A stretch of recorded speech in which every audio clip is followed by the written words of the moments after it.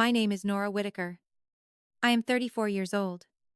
And until the week my family almost ruined my mortgage, I thought being responsible was something people respected. I had no children, no late bills, no car loan I could not afford, no credit card debt hidden under grocery runs, emergency tires, and promises to pay it back next Friday.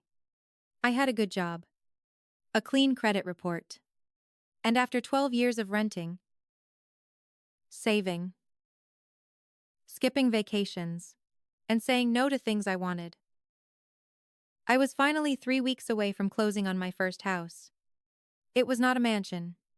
It was a small 2-bedroom with old hardwood floors, a crooked mailbox, and a kitchen window that faced a maple tree. But it was mine. Or at least, it was supposed to be. The night everything started, my mother invited me to Sunday dinner and said it was just a family meal. That should have warned me. In my family, just dinner usually meant someone had already made a decision and needed me to absorb the consequences. When I got there, my younger brother Caleb was sitting at the dining table, with his arms crossed, looking wounded before anyone had even said a word. His wife, Lacey, sat beside him, rubbing their daughter Emma's back, while Emma played on a tablet with the volume too high. My mother, Denise, kept moving dishes around the table, like mashed potatoes could soften whatever was coming. My father, Alan, sat at the head of the table, quiet and stern, the way he always looked when he wanted everyone to mistake control for wisdom. I had barely taken off my coat when my mother said, "Nora, we need to talk about your brother." There it was. Not, "Caleb needs to talk to you." Not, "Caleb has something to ask." "We need to talk about your brother." I stayed standing near the doorway. "What happened?" Caleb leaned back in his chair and let out a bitter little laugh. "Nothing happened. Life happened." Lacey looked down at the table. My mother gave me that look. The one she used when she wanted me to feel cruel for needing details. "They are behind on rent," she said carefully. "Only by a little." "How much is a little?" Nobody answered. I looked at Caleb. "How much?" He rolled his eyes. 3 months. 3 months is not a little. It got away from us," Lacey said. Her voice was soft, but not embarrassed. More like she had practiced sounding fragile. Caleb's hours got cut. Emma needed dental work. And the car needed repairs. I knew that car. I had helped pay for those repairs 2 months earlier. My father finally spoke. "They have a chance to move into another place." Before the eviction hits the record, I stared at him. "Before the eviction hits, whose record?" Caleb's jaw tightened. My mother stepped in fast. "That is why we need to act quickly. If they can get approved somewhere else, this does not have to follow them." I did not sit down. I did not touch the plate my mother had already made for me. Because I knew the shape of this conversation. I knew when a family problem was being carried into the room and placed at my feet. "So what are you asking me?" I said. My mother smiled, like she was relieved. I had finally reached my line in the script. "Just to help them bridge the gap." "Bridge the gap, how?" Caleb looked at me, like I was being difficult on purpose. "The new apartment needs a guarantor." I blinked once. "No." The table went quiet. Lacey's hand froze on Emma's shoulder. My mother's face fell open. My father looked at me like I had cursed in church. Caleb laughed again. But this time, it had an edge. "You did not even hear the details." "I heard enough." "Nora," my mother said, "do not be cold." "I am not being cold." I am not co-signing an apartment. It is not co-signing, Caleb said.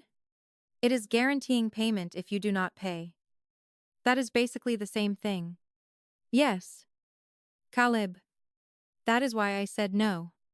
His face turned red. My father set down his fork. Your brother has a child? I know that. You have a salary. I know that too. And no children? Caleb added. No offense. But you do not have real obligations like we do. That sentence landed exactly where he wanted it to. For years, my family had treated my life like empty space. Because I had not filled it with a husband and children. My time was flexible. My money was extra. My apartment was quiet. So surely it could hold everyone else's emergencies. My weekends were free. Because I was not driving a child to soccer. So surely I could drive my mother to appointments. Help Caleb move. Watch someone's dog. Cover a bill. Fix a crisis. In their minds, my life did not count until someone else needed it. I looked at Caleb and said, my credit is not a family emergency fund. My mother inhaled sharply. Lacey covered Emma's ears. Even though Emma was still watching cartoons and had not looked up once, Caleb leaned forward. You are really going to sit there with a house under contract and tell me you cannot help your own niece keep a roof over her head? I felt my stomach tighten, but my voice stayed calm. Emma has 2 parents. I am not one of them. My father's chair scraped against the floor. Nora, he said, low and warning. Do not embarrass your brother. I almost laughed. Caleb was 3 months behind on rent. Caleb was asking me to put my entire financial future behind his bad decisions. Caleb had sat at that table and told me I had no real obligations. But somehow, I was the embarrassment. I am not embarrassing him. I said, I am refusing to become legally responsible for him. My mother's eyes filled with tears so quickly.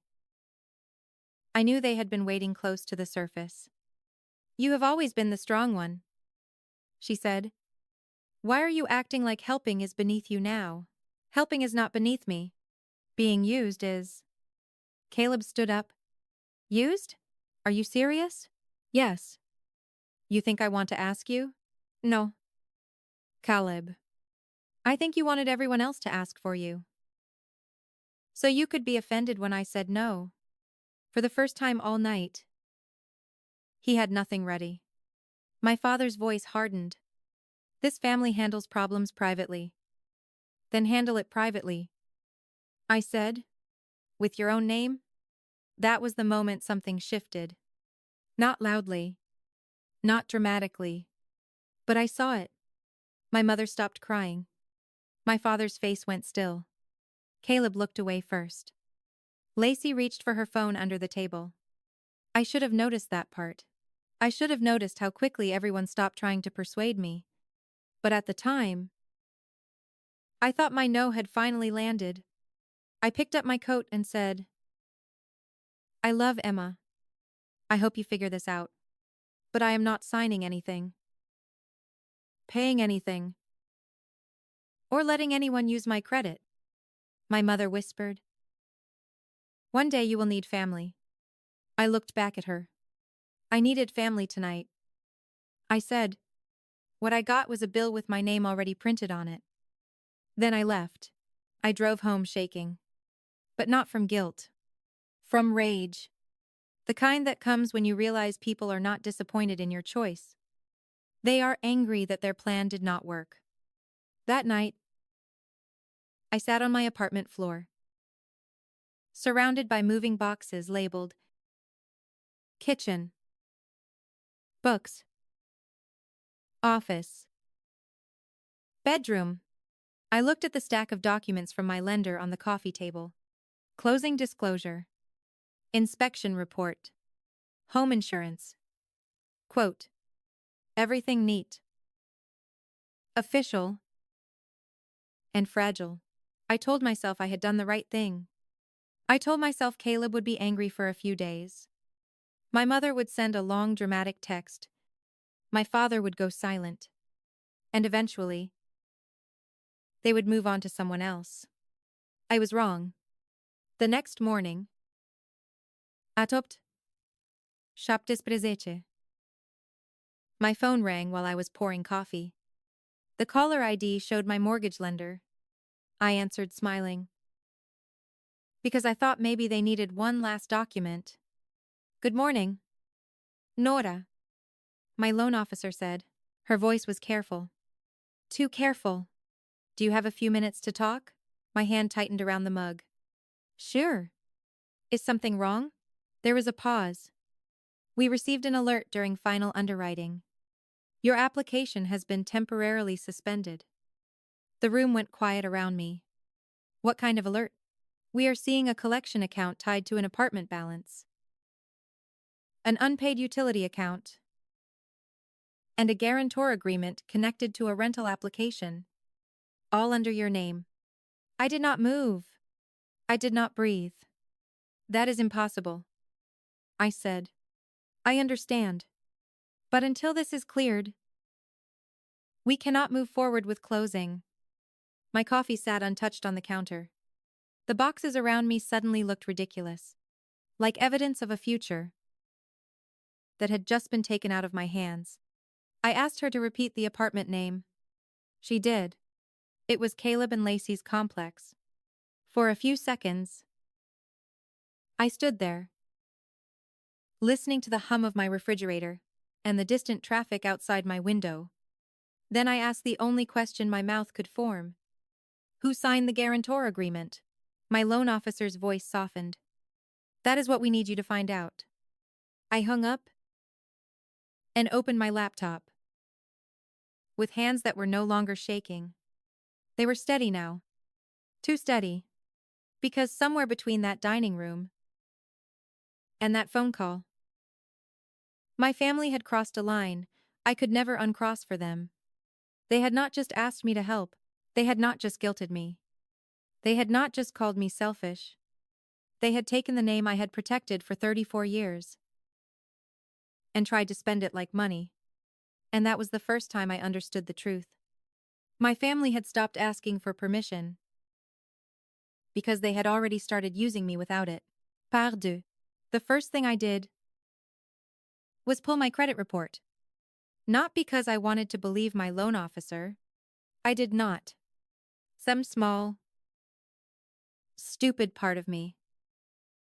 I still wanted this to be a mistake. A wrong name. A mixed file. A typo from some leasing office employee who had clicked the wrong Nora Whitaker in a database and accidentally attached a stranger's disaster to my future. But when the report loaded, my name was right. My address was right. My social security number was right. And underneath accounts I recognized. There it was. A collection account from Brookstone Ridge Apartments. The amount was $4,860. 3 months of rent. Lot to face. Utility charges. Cleaning fees. And something called lease recovery processing. My throat tightened, but I kept scrolling. Then came the unpaid utility account.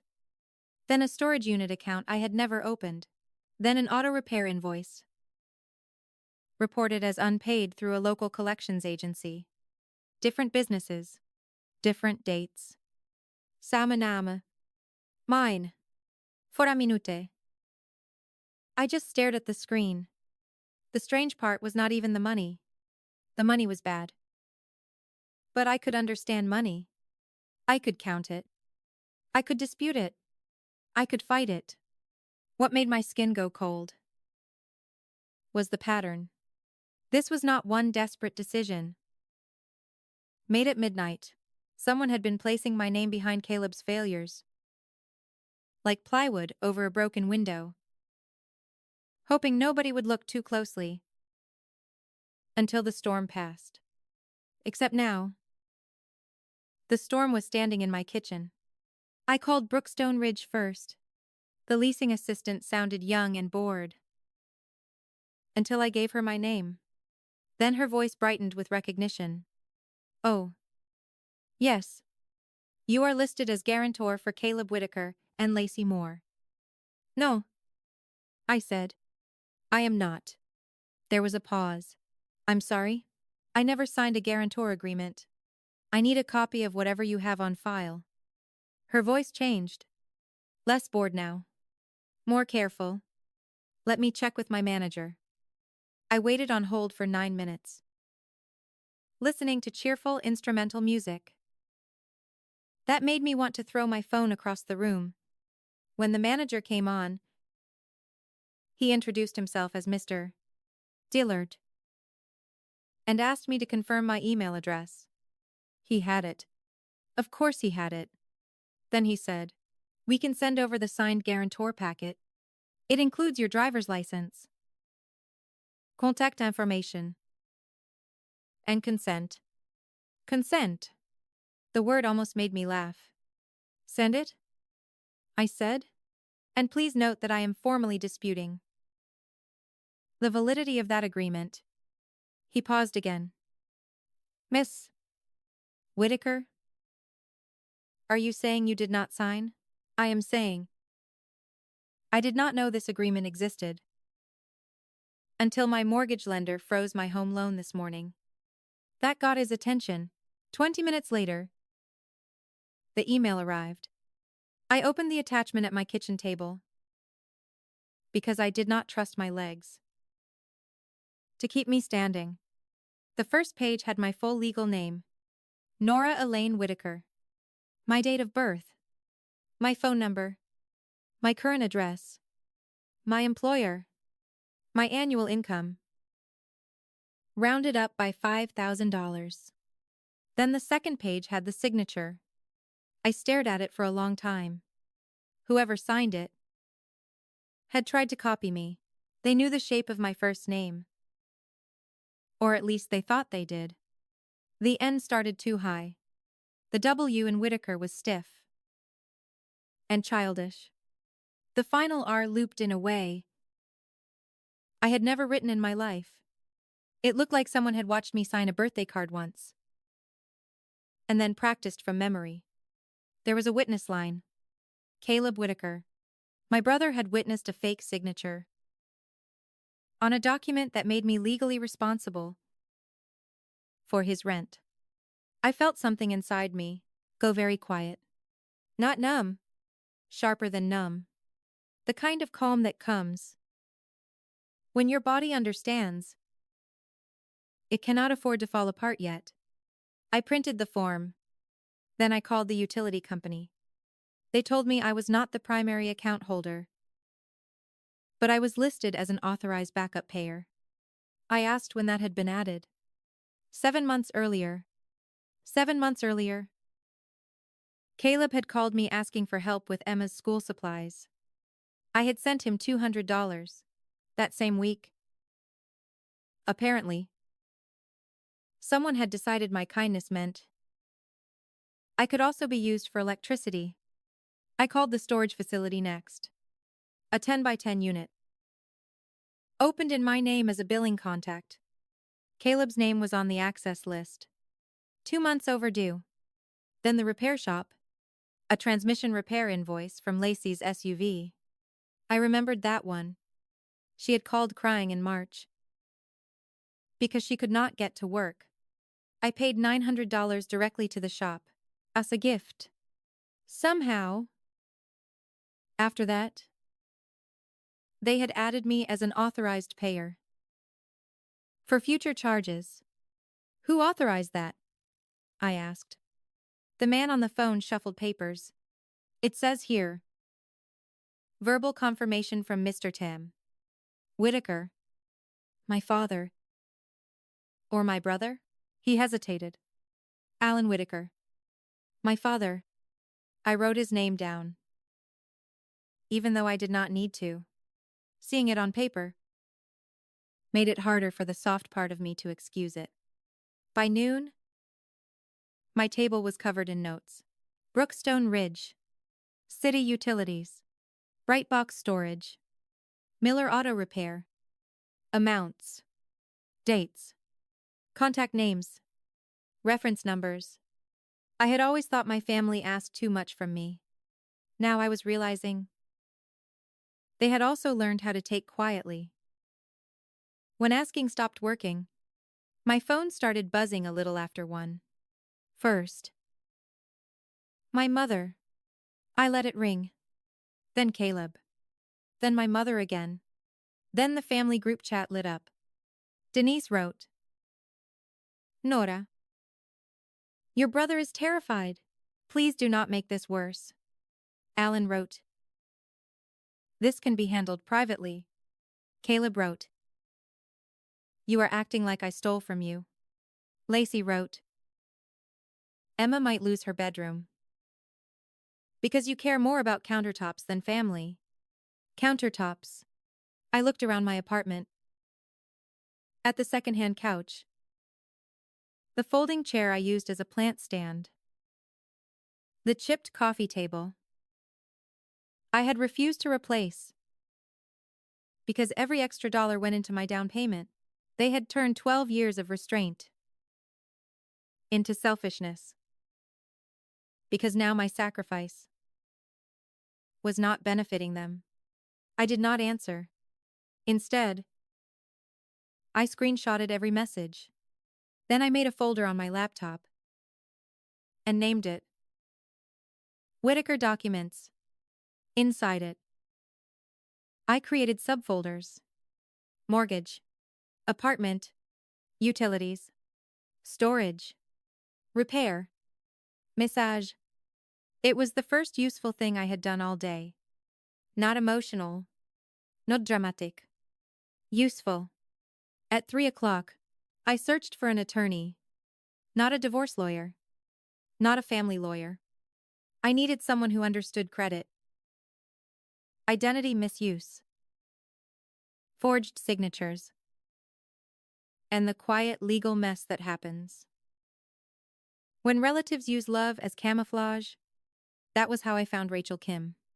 Her website said she handled consumer protection, credit disputes, and financial identity abuse.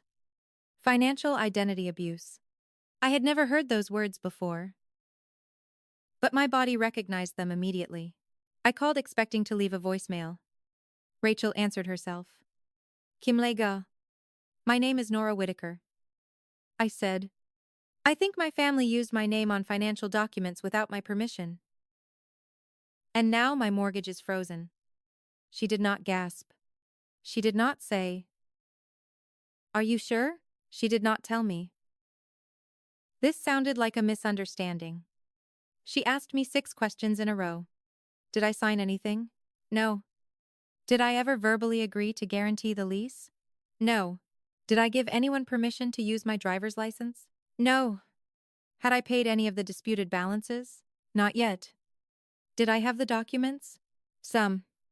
Did I have text messages showing I refused? Yes. Good. She said. Do not pay anything toward those accounts. Do not call your family. Do not meet them alone. Do not argue in writing. Except to say you dispute all unauthorized use of your name. Payment can look like acceptance. And emotional conversations create confusion. We need clean lines. Clean lines. I almost cried when she said it. Because my family had lived for years. Inside blurry ones. Loans that were gifts. Until repayment came up. Favors that became expectations.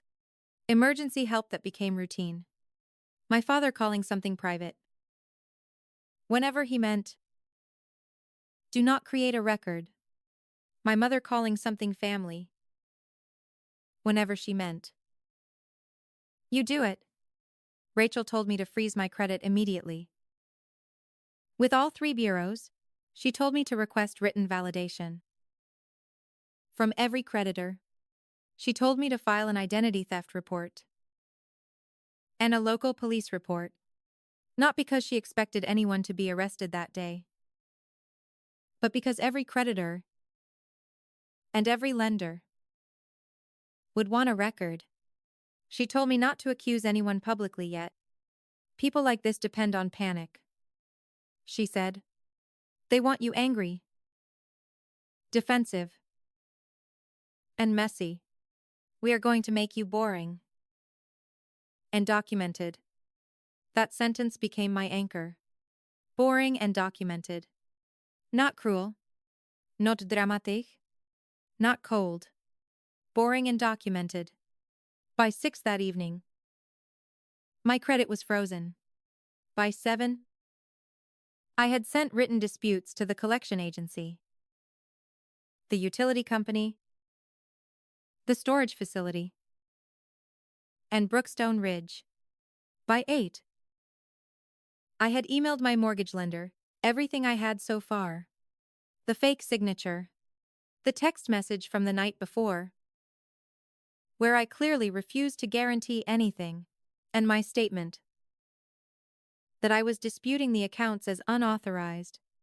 My loan officer replied 20 minutes later. Nora, thank you for moving quickly. Underwriting will need formal documentation. But this helps. Please keep us updated. This helps.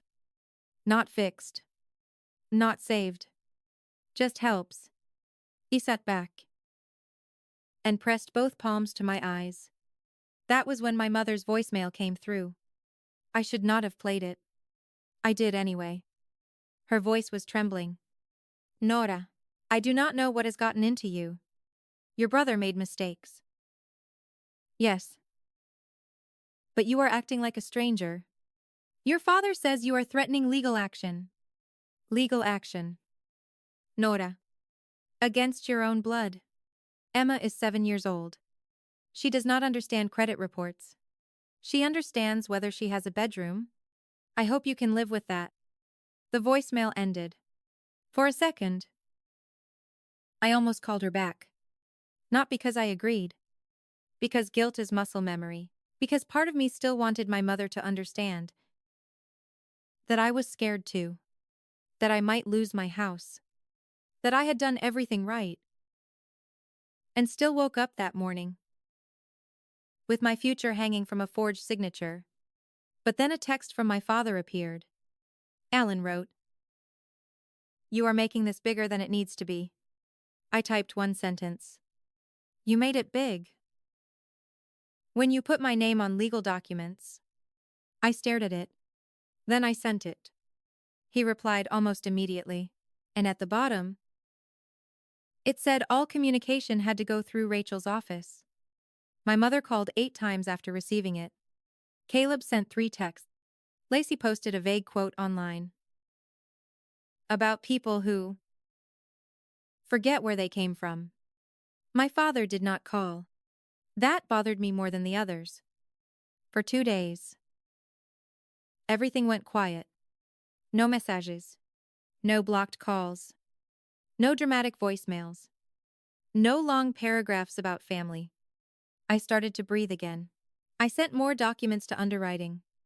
I spoke with a fraud specialist. I filed disputes. I slept 5 hours one night, which felt like luxury. On the 3rd morning, Rachel emailed me. Subject line: Brookstone Ridge document production. I opened the attachments. While standing in my office break room, there were emails between Caleb and the leasing office. Emails between Lacey and the leasing office. Then one from my father, Alan Whitaker. Subject: For Caleb's guarantor packet. Attached: a scanned copy of my driver's license. My breath stopped. I remembered that scan.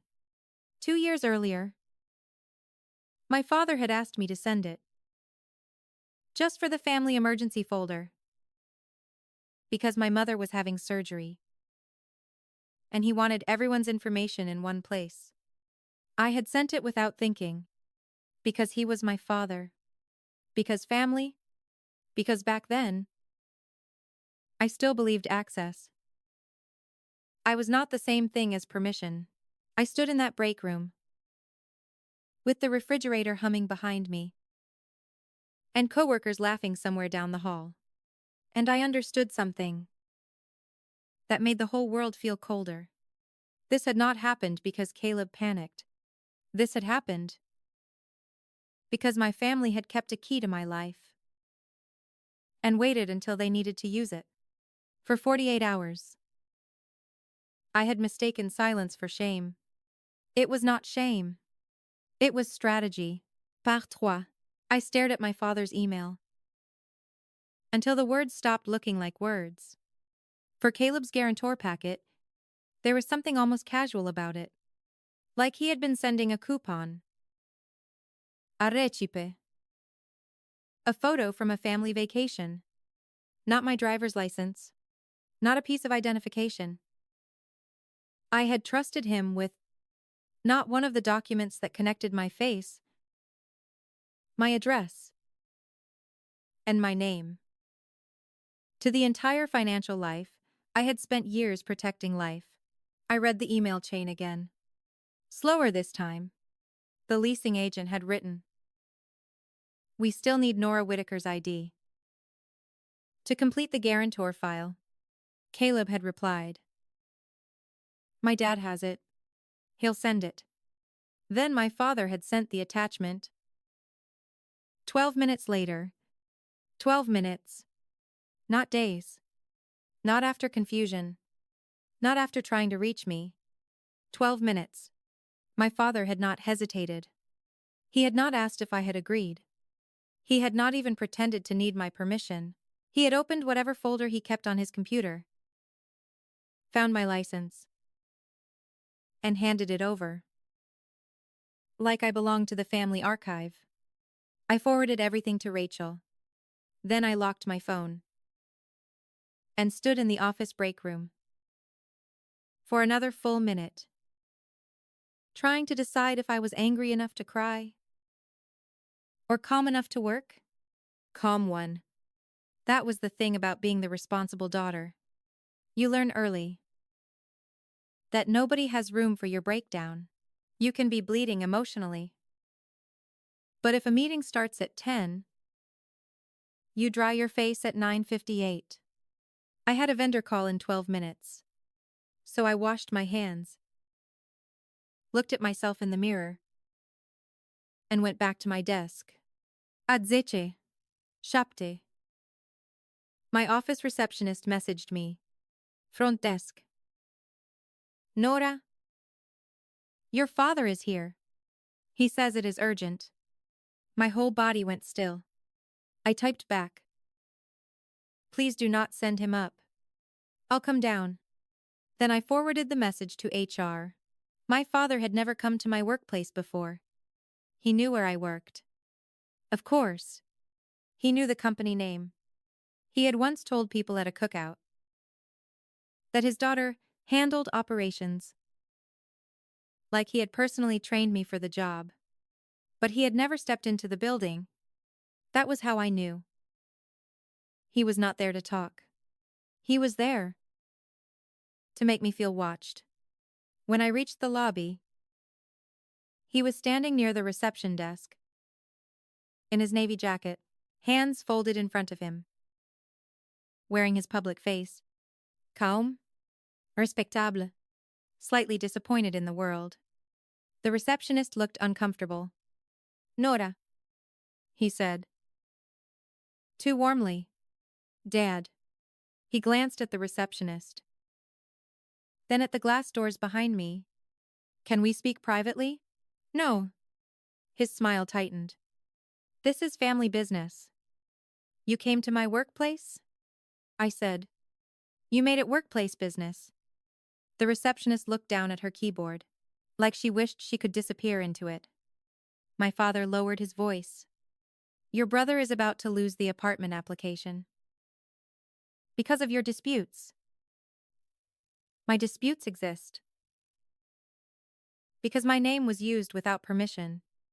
You always have to use those words. Accurate ones. His jaw moved. I could tell he had expected me to be embarrassed. He had expected me to rush him into a conference room. Whisper. Apologize to the receptionist. Smooth the edges. That was my old role. Keep the family clean in public. Absorb the ugly in private. Not anymore. You sent my driver's license to Brookstone Ridge. I said. For the first time? Something flickered in his eyes. Not guilt. Calculation. I sent what they needed. To keep a roof over Emma's head. You sent my ID. For a guarantor packet I refused to sign. Your brother needed help? Then you should have used your name. He looked away. That told me everything. My father had spent his whole life sounding like a man who believed in sacrifice. But somehow, the sacrifice always came from someone else. He stepped closer. You are going to ruin him over paperwork? No. I said. He almost ruined me with paperwork. He is your brother. And I am your daughter. That landed. For 1 second. Just one. His face shifted. Then it hardened again. You are being selfish. No. I am being specific. His eyes narrowed. You will withdraw those disputes. I almost smiled. Not because it was funny. Because even standing in the lobby of my office, with cameras above him, and employees walking past, he still believed he could order me back into obedience. I will not. Nora. I will not. If you push this, people will know what you did to this family. I looked at the receptionist, then at the camera in the corner, then back at him. Please make sure you include the part where you sent my driver's license without permission. His face went red. At that moment, my HR manager, Stefania, walked into the lobby. She was a short woman with silver glasses, and the kind of calm that made people straighten their posture. Without knowing why, Mr. Whitaker, she said. Nora has informed us this is an unwanted personal visit. You will need to leave the premises. My father gave her his church handshake smile. I'm her father. This is a private matter. Stephanie did not smile back. Then handle it outside her workplace. If you return, we will document it as harassment. He looked at me. Like I had slapped him. You called HR on your father? No. I said, you brought my father into HR? For once, he did not have a sentence ready. He left slowly. Like he wanted every step to accuse me. When the glass doors closed behind him, Stephanie turned to me. Are you safe? That question almost broke me. Not because I was unsafe, in the way people usually mean, because nobody in my family had asked me that all week. I nodded. Yes. Document everything, she said. I am. Good. By lunch. Rachel had the workplace incident summary. By 3, she sent a second letter. Stronger this time. No direct contact. No visits to my home or workplace. No communication with my lender. My employer. My creditors. Or any organization connected to me. Any further contact would be documented as harassment and interference. By 5. My family stopped pretending this was private. Lacey posted first. It was a photo of Emma, sitting on a bed, surrounded by stuffed animals, looking small and sleepy. The caption said, some people choose a dream house over a little girl having a roof. I hope peace feels good when it costs a child her bedroom. She did not tag me. She did not need to. Within an hour, the comments started. Family should always come first. Must be nice. To have no kids. And no heart. Some women forget where they came from. Caleb shared the post and added, good credit means nothing. If your soul is bankrupt? I laughed out loud when I saw that one. Not because it was funny, because the man who had used my credit was now preaching about my soul. My thumb hovered over the comment box. I wanted to type everything. I wanted to post the fake signature, the collection account, the email from my father, the screenshot of me saying no, before they used my name anyway. But Rachel's voice came back to me. Boring and documented. So I did nothing. Silence was harder than rage. Rage gives you something to do with your hands. Silence makes you sit with the fire. And trust it will not consume you. Before the right moment comes, the next day, I started getting messages from people I had not spoken to in years.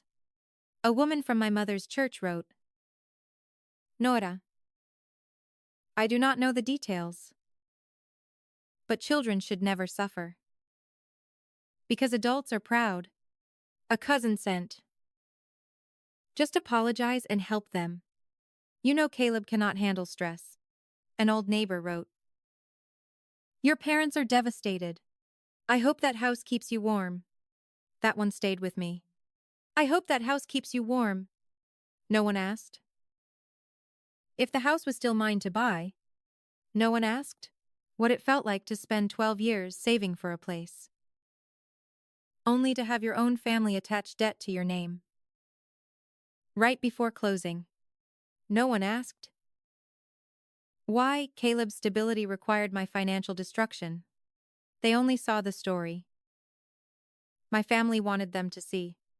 A selfish woman with a clean credit score, a struggling father, a little girl with a bedroom. A simple lie moves fast. The truth has to carry documents. On Friday morning, Brianna called me. I almost ignored it, but something made me answer. She did not say hello. Are you going to the barbecue tomorrow? What barbecue? She went quiet. Then she sighed. You do not know? Know what? There is a fundraiser at your parents' house. For Caleb and Lacey. Moving costs? Deposits. Legal fees. Your mom invited half the neighborhood. My hand tightened around the phone. What is it called? Brianna hesitated. Help a young family stay housed. Of course. I closed my eyes.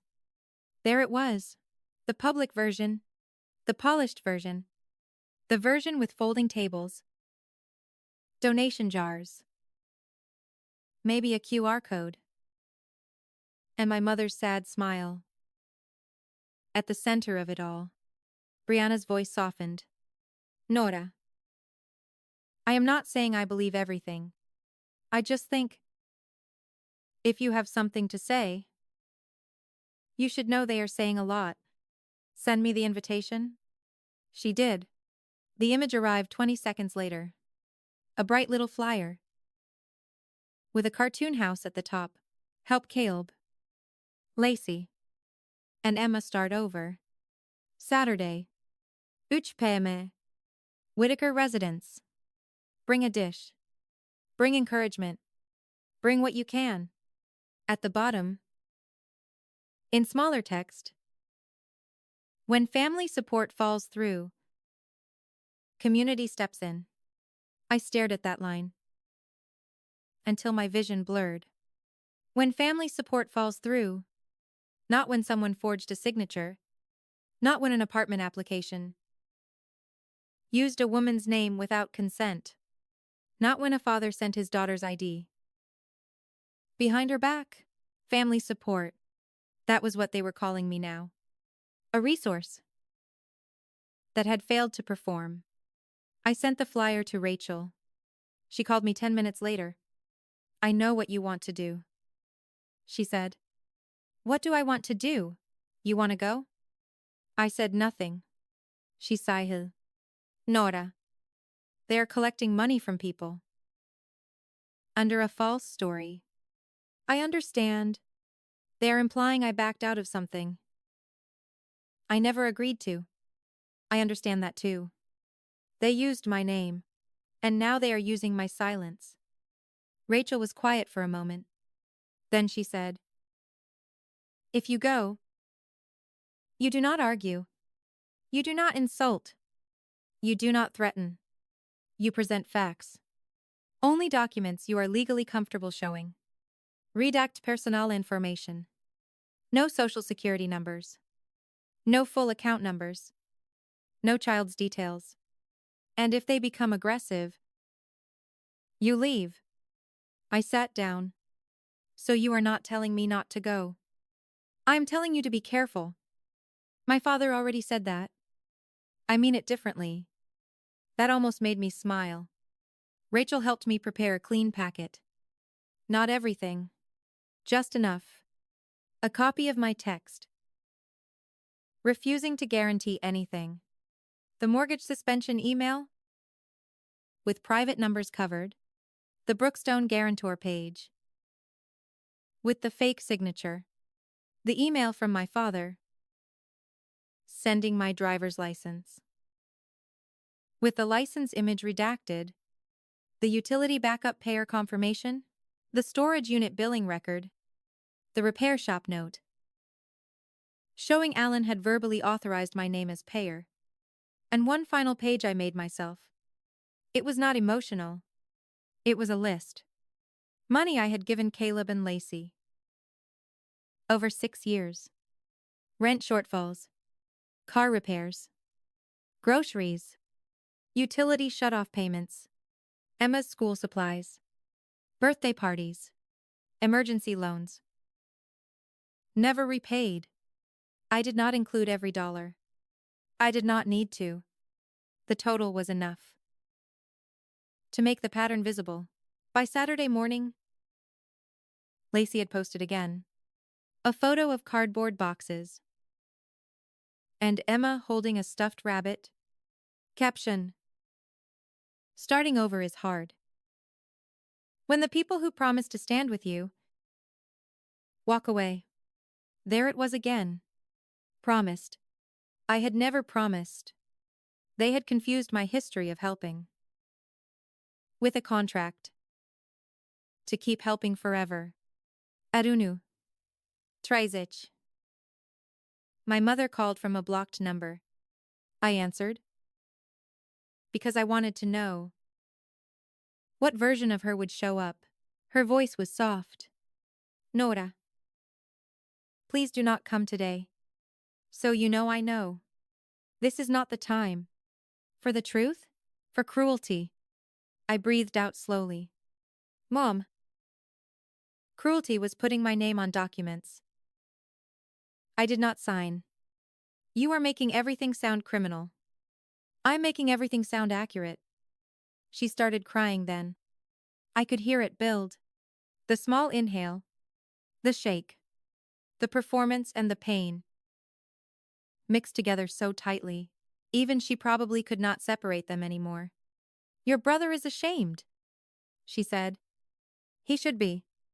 He has a child. So he should be more ashamed.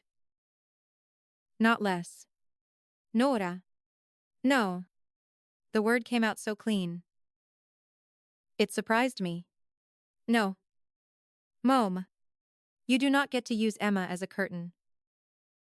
And hide every adult behind her." Her crying stopped. "You have changed. I have evidence now. That is not what I meant." "I know." She lowered her voice. "If you come here and embarrass this family, your father will never forgive you." I looked at the folder on my table. Then, at the stack of moving boxes. I had still not unpacked. Because I did not know if I would be moving into a house or into humiliation. Then he should have protected me. While he still had the chance, I hung up. For a while, I just sat there. Not because I was afraid to go. Because I was grieving the version of my family I kept trying to resurrect. The father who had my ID. Because I trusted him, the mother whose tears used to make me feel needed, the brother I once believed would grow up. If we just helped him one more time, the sister-in-law. I had driven to doctor appointments and grocery stores, and once sat within an emergency room. When Emma had a fever, they were not strangers. That was the worst part. If strangers had done this to me, it would have been simpler. I would have called it theft and moved on.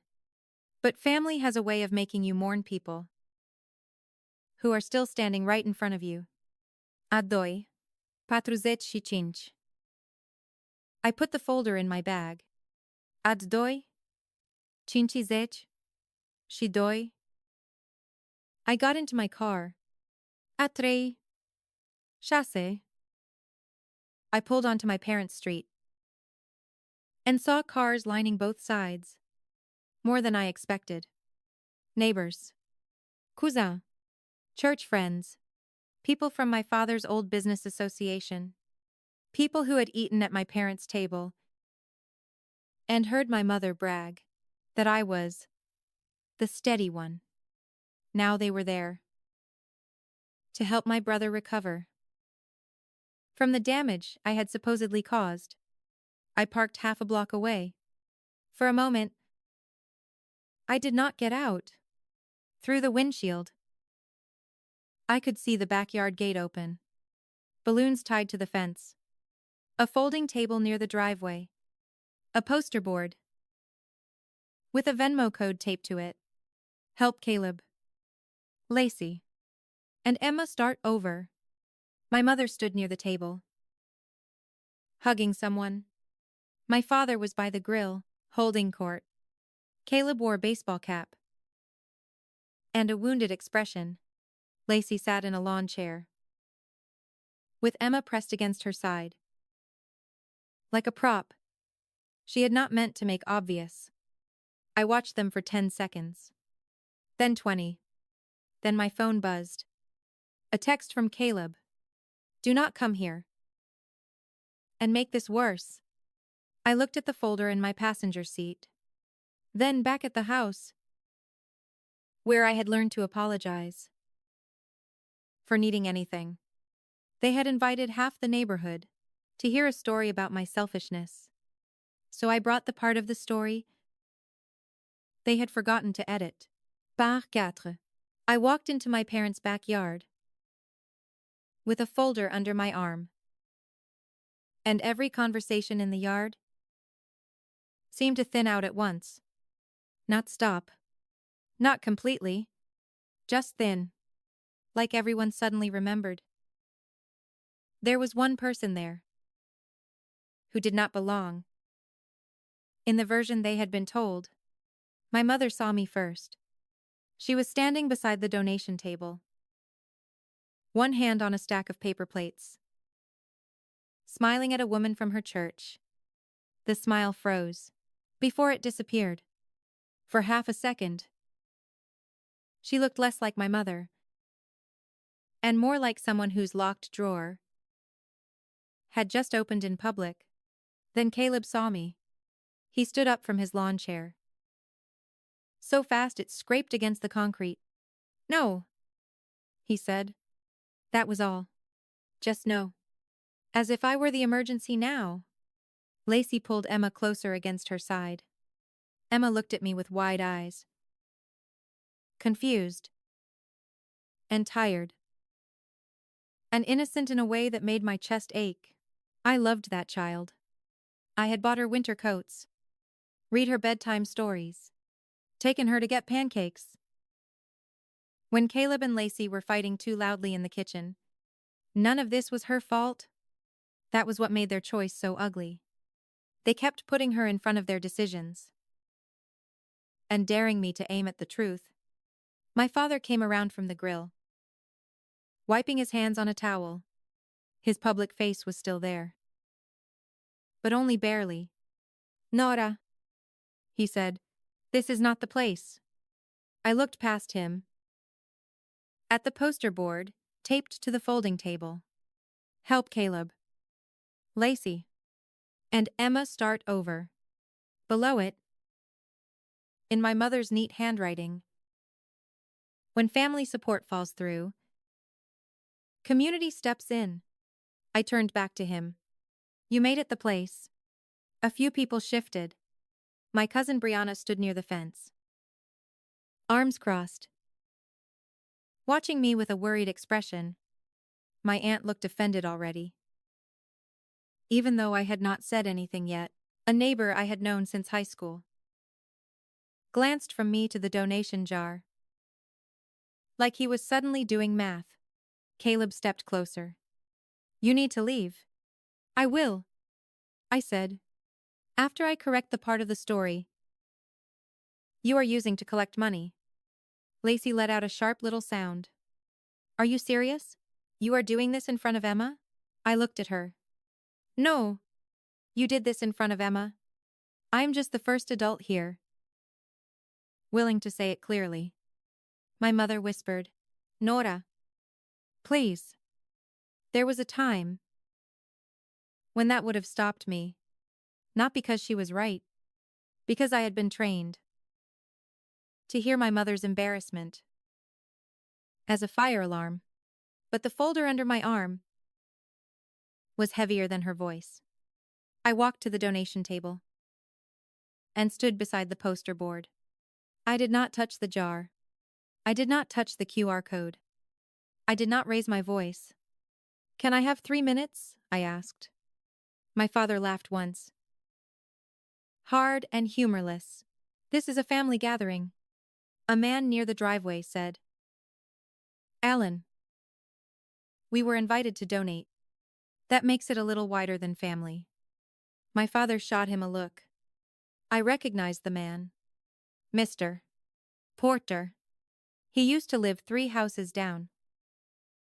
And once helped Caleb jumpstart his car in the rain. That one sentence changed the air. Not in my favor yet. But enough. I opened the folder. My name is Nora Whitaker. I said, most of you know that. Some of you have known me since I was a kid. You were told my brother's family is in crisis. Because I withdrew support. You were told I promised to help them get housing. And then walked away. Caleb muttered. Because you did. I looked at him. No. Caleb. I did not. Then I lifted the first page. This is the text exchange from Sunday night. My brother asked me to guarantee a new apartment. I said no. I said I was not signing anything, paying anything, or letting anyone use my credit. I handed the page to Mr. Porter first. Not my mother. Not my father. Not a cousin who already had a side. Someone outside the family machine. He read it silently. His eyebrows moved. Then he passed it to the woman beside him. I took out the second page. This is from my mortgage lender the next morning. My home loan was suspended in final underwriting because a collection account, a utility account, and a rental guarantor agreement appeared under my name. My mother closed her eyes. Lacey said, You do not have to show private things. I nodded once. I agree. That is why I covered account numbers. I wish my private information had mattered this much. Before it was used, that landed harder than I expected. Someone near the back said, Used how? I pulled out the guarantor form. This is the Brookstone Ridge Guarantor Agreement. It lists me as financially responsible for Caleb and Lacey's apartment. I did not sign it. Caleb snapped. You always help? Everybody knows you always help. Yes. I said. I helped? That is different from consent. I turned the page around. Enough for people nearby to see the signature. This is supposed to be mine. My aunt frowned. That does not look like your handwriting. No. I said. It does not. Lacey's face flushed. My father's towel twisted in his hands. Then I pulled out the email. This is the part I did not know until yesterday. My voice almost caught there. Not because I was afraid. Because saying it out loud made it real in a way reading it alone had not. The leasing office asked for my driver's license. To complete Caleb's guarantor packet, Caleb told them my father had it. 12 minutes later, my father emailed them a scan of my ID. The backyard went so quiet. I could hear the paper plates tapping in the wind. My father said, "That is out of context." "Mr.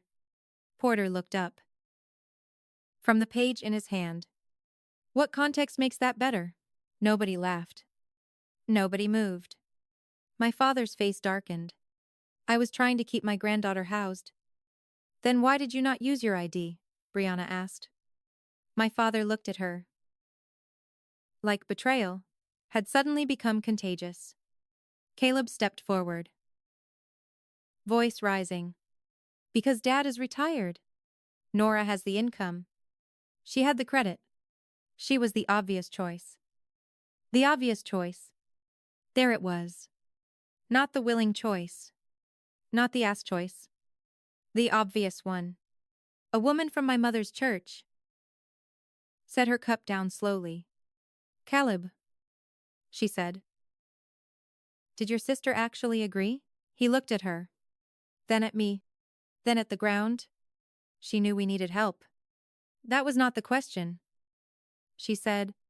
Lacey started crying. "This is humiliating." I looked at her.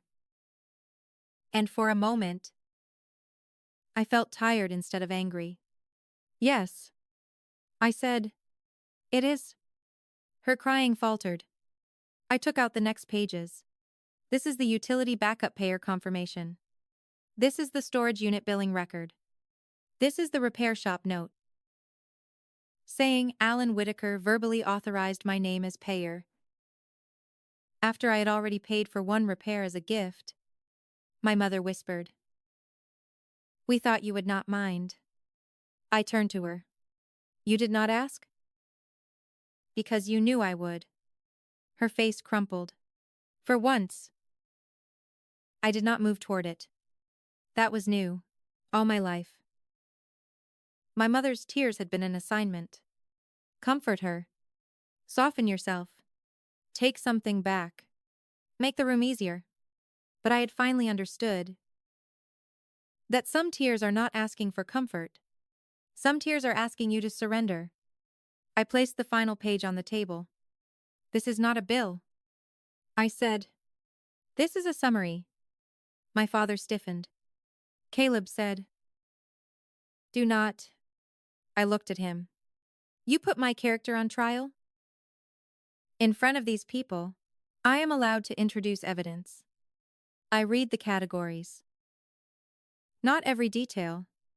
Rent shortfalls. Car repairs. Groceries. Utility shut-off payments. Emma's school supplies.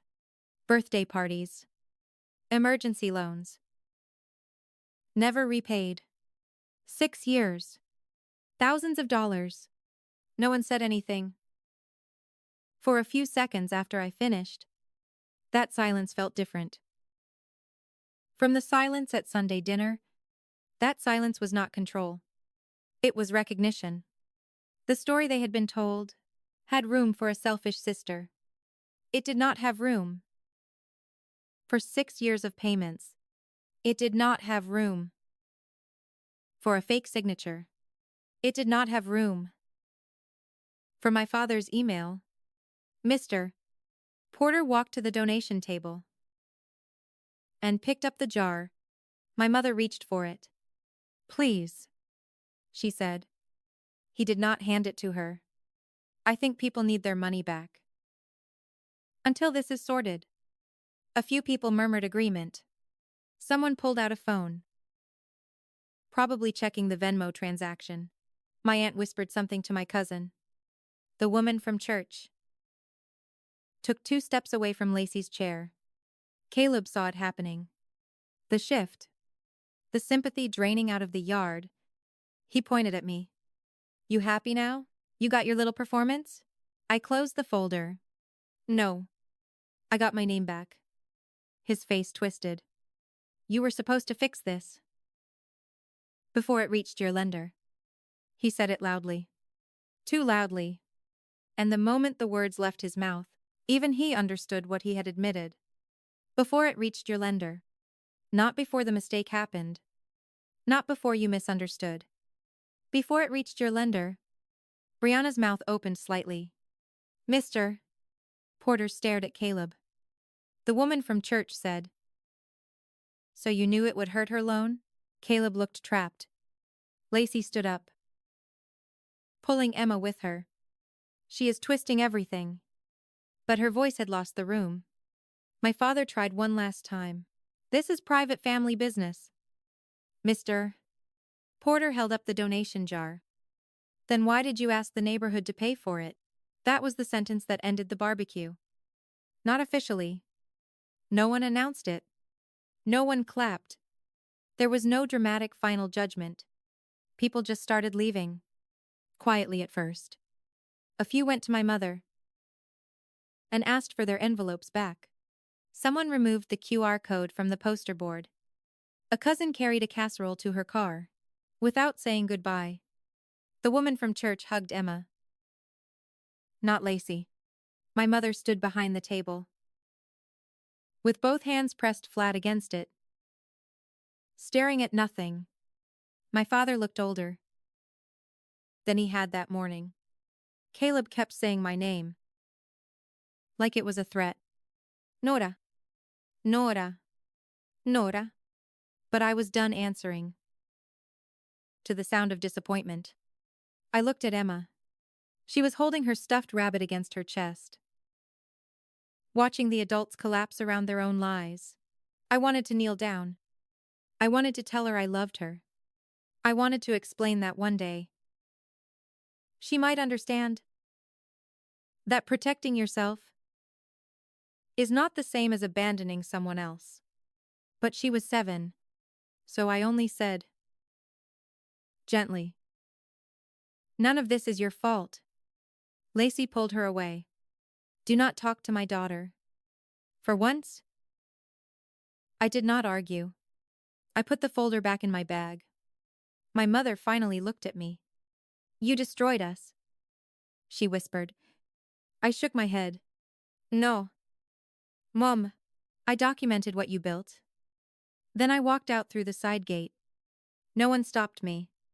By the time I reached my car, the flyer was still taped to the fence, curling at one corner in the afternoon heat. Help Caleb, Lacey, and Emma start over. I looked at it one last time before I got in. That was the strange thing about the truth. It did not always arrive loud. Sometimes it arrived as a stack of papers in a quiet folder. Sometimes it stood in a backyard, while everyone who had been judging you realized they had been invited there to Fandali. And by the time I drove away, nobody was asking why I would not save my brother anymore. They were asking why my family had needed a lie to ask for help. Par 5. The first consequence came before I even got home. Rachel called while I was sitting at a red light 3 blocks from my apartment. Nora, she said. Brookstone Ridge just emailed me. My hands tightened on the steering wheel. And they are freezing Caleb and Lacey's rental application, pending review. They also confirmed your guarantor agreement is being treated as disputed and potentially fraudulent. For the first time in a week, I exhaled without feeling like my lungs had to ask permission. What does that mean for my mortgage? It helps, Rachel said. It does not fix everything today, but it helps a lot. That became the shape of the next month. Not fixed, but moving. The collection agency placed the apartment balance under investigation. The utility company removed me as backup payer after I sent the identity theft report. And police report. Brightbox Storage closed the billing connection. To my name. Miller Auto Repair sent a short email saying they would no longer recognize any verbal authorization involving me. Shortly after that, my mortgage lender reopened my file. The house with the maple tree. I did not wait for me. By the time underwriting cleared the major dispute, the sellers had moved on to a backup offer. I cried when I got that call. Not loud. Not dramatic. Just the kind of silent crying that happens when your body finally admits something mattered. My family did not take my whole future, but they took that house for 2 days. I hated them for that, in a way that felt too heavy to carry. Then Rachel said something that stayed with me. Do not let them make the next good thing feel like a consolation prize. So I started looking again. This time, I looked differently. I did not look for a house close to my parents. I did not look for a guest room big enough for family visits. I did not imagine holiday dinners where everyone magically became gentle. I looked for quiet streets, strong locks, good light, and a place where nobody had ever learned to knock with a demand already in their mouth. While I searched, the rest of my family's story unraveled.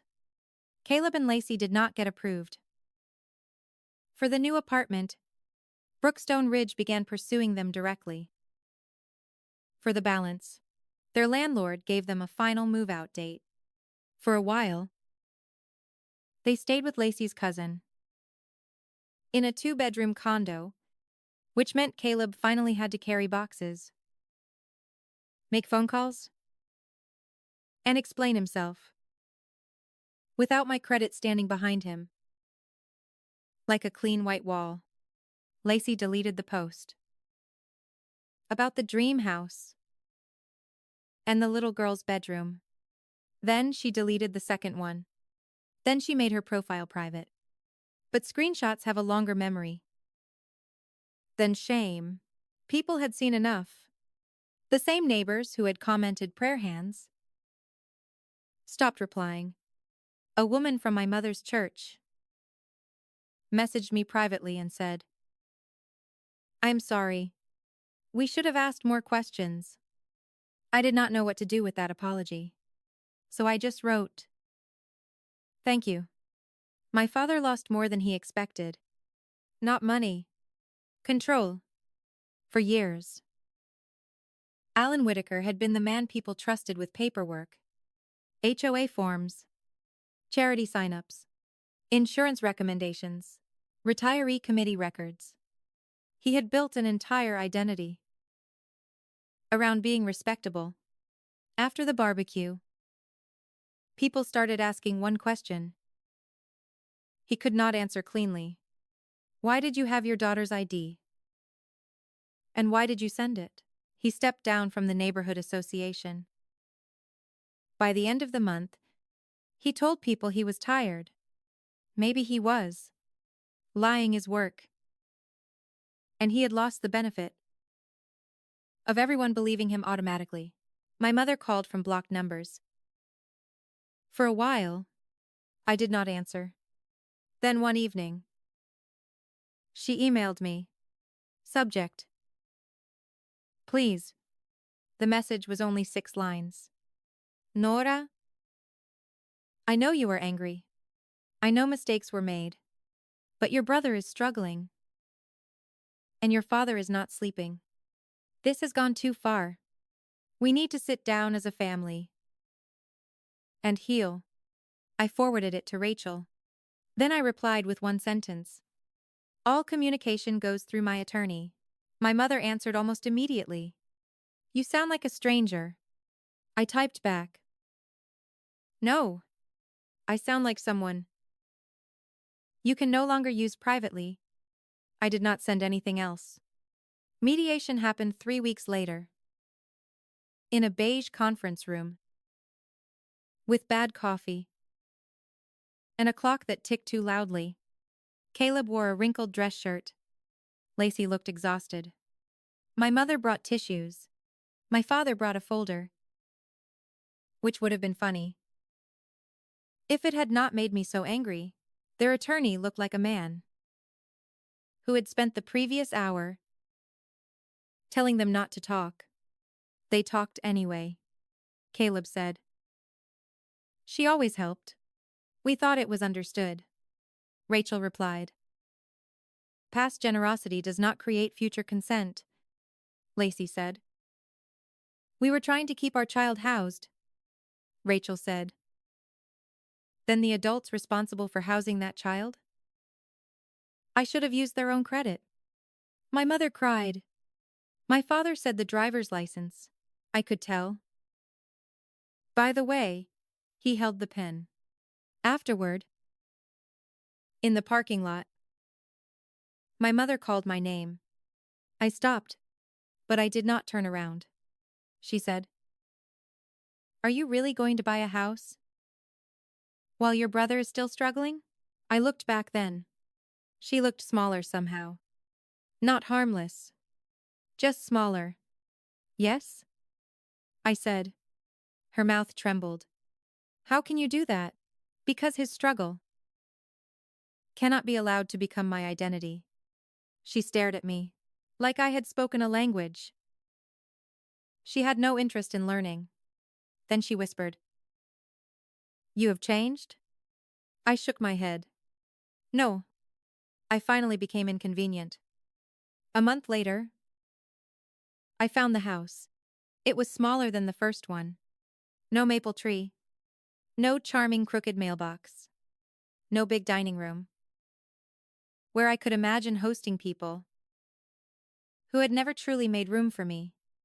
But it had morning light in the kitchen, a deep front porch, and a deadbolt that clicked like a promise. On closing day, I sat across from the title officer and signed my name. Over and over. Nora Elaine Whitaker. On the mortgage, on the deed, on the tax forms, on the insurance paperwork. Each signature looked like mine. Because it was mine. No stiff W. No copied loop.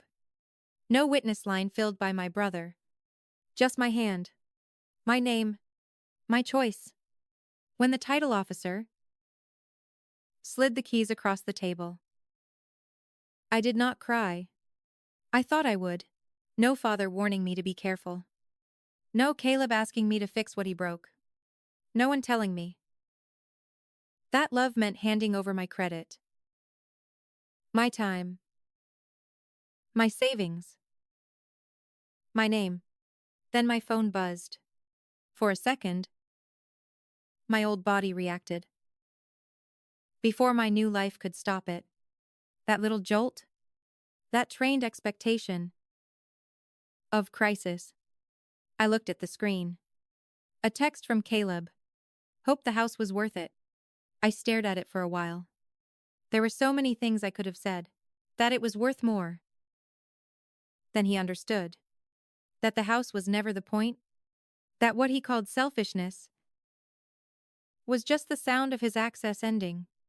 But I did not reply. Some messages are not invitations. They are hooks. I turned the phone face down. On the counter. Then I walked to the front door. Stepped onto the porch. And looked at the street. A woman across the road was watering flowers. Somewhere. At Dobargel. The evening air smelled like cut grass and someone else's dinner. Normal things. Beautiful things. The kind of things you miss when your nervous system has been trained to scan every quiet moment for the next emergency. A week later, my mother emailed to ask for my new address. I did not give it to her. She said she needed it. Just for family records, I replied. There will be no family record. Then she asked if I could at least leave a spare key with them. In case of emergency. I almost laughed. Not because it was funny. Because in my family, the word emergency had been used too many times to mean someone else should pay. I wrote back. There will not be a spare key. That was the last time she asked. I still loved Emma.